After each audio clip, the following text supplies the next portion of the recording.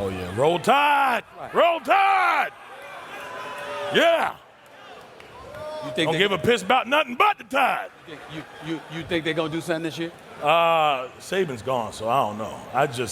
I got faith in Roll Tide Willie. He might be coach next year. So Alabama held its second scrimmage of the fall season on Saturday, and apparently the D came to play. Scrimmages are always weird because when the offense does good, everyone is fired up about it, but that means the defense did bad. And then narratives about the unit start to form. So it is really hard to judge what the actual outcome was when players from the same team are facing each other, because the defense always has the advantage with them being around the same offensive scheme the whole offseason. But so far, it has really seemed like there's been times when the offense has made some nice plays, and the defense has also had some big time moments as well.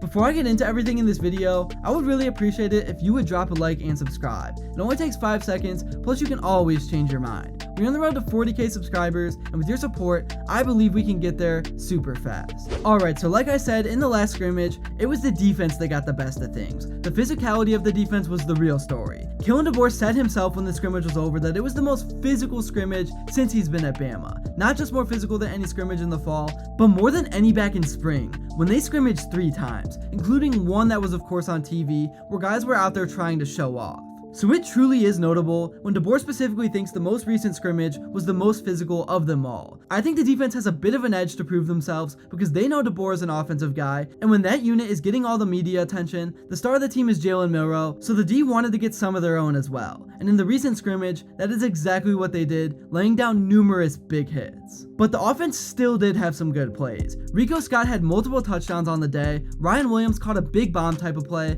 Cole Adams had a good day receiving, and Justice Haynes had a really good day out of the backfield. Miller didn't play because he's a little bit banged up, but he's going to be fine for game 1, so no worries there. Jalen played pretty much solely with the starting unit, so the quarterback hierarchy pretty much remains what everyone would expect. So the offense did stand up, the pass protection was for the most part pretty good, there were a few sacks, but overall, I think the story was neither of the units overwhelmed each other. Both the offense and defense had some positives that we can take away. And then the physicality and intensity of course really picked up. We even saw the video, great pass from Jalen Milroe to Rico Scott in the end zone. He catches it and gets lit up. And as a matter of fact, flags were flying, but he managed to hold on to the ball. So maybe Rico is starting to make a move here as of late. And I just love the fact that he is getting an opportunity because it would be really easy for the coaching staff to just be like, we got our 5 guys, this is what we're going to roll with. One thing about Ryan Williams that's kind of funny is how small he is in person. Like, offensive linemen will just pick him up after touchdowns, but he's also basically just wrapping up his junior summer of high school, so he's gonna get bigger. But that was just something that stood out.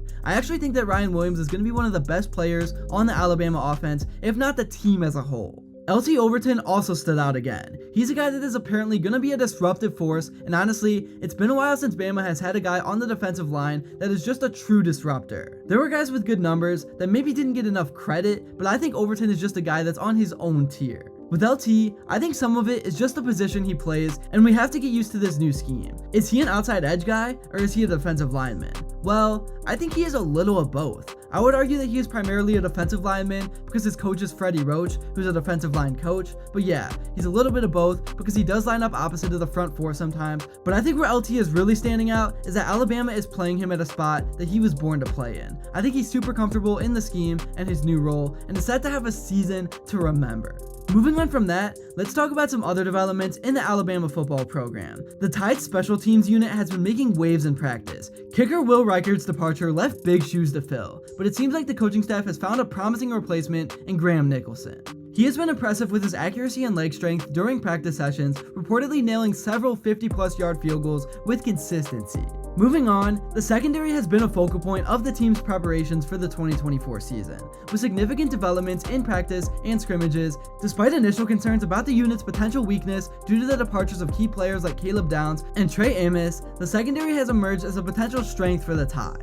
The secondary is expected to feature USC transfer Damani Jackson and Wake Forest transfer Deshaun Jones as probable starters at cornerback. Freshmen Zay Mincy, Jalen Mbakwe, and Xavier Brown, along with redshirt freshman Jaleel Hurley, are also in contention for starting roles. At safety, Malachi Moore is expected to lead, with Michigan transfer Keon Sabb and Penn State transfer King Mack competing for starting positions. On the offensive line, during a recent scrimmage, Jaden Roberts suffered a lower body injury. However, head coach Kalen Debore reassured that the injury is not serious and should not impact his status for the fall season. Additionally, center Parker Brailsford, a highly regarded transfer, has been absent from some practices due to non-football related issues, but he is expected to join the team soon and compete for the starting spot. The offensive line is reportedly coming together as well, with players starting to sync and understand their roles better. This development is crucial as the team works to minimize penalties and improve overall play during scrimmages. The line has shown progress in handling pressure from the defensive line, particularly during obvious passing downs. In terms of the receiving core, a veteran linebacker from Bama expressed high praise for a 5-star freshman wide receiver, describing him as elite.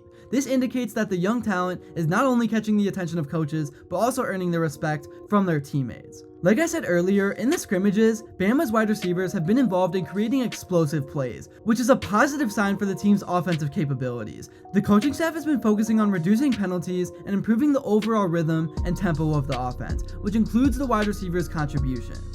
And also, the running back room is looking deep this year, with Jam Miller expected to lead the charge. However, don't sleep on Williams and Justice Haynes, who both have been showcasing improved burst and vision in practice. The competition for carries is fierce and should only benefit the offense as a whole. On the recruiting front, Bama continues to make waves. The coaching staff recently secured a commitment from 5-star defensive end Yanze Pierre for the 2025 class, but Bama has been losing recruits too. It's going to be interesting a few years from now to see where this team really stands in the post-Nick Saban era. Moving on, the Crimson Tide's non-conference schedule is also generating buzz. The upcoming matchup against Georgia in Week 5 is already being touted as one of the must-watch games of the early season. Both teams are expected to be ranked in the top 5, and the outcome could have significant implications for the college football playoff race. But with the new format, it will be interesting to see how things go on that end. Lastly, let's touch on the impact of the new coaching staff. Defensive coordinator Kalen Debore has been implementing some new wrinkles in the defense, emphasizing aggression and multiple fronts. Players have been raving about the energy he brings to practice and his ability to put them in positions to succeed.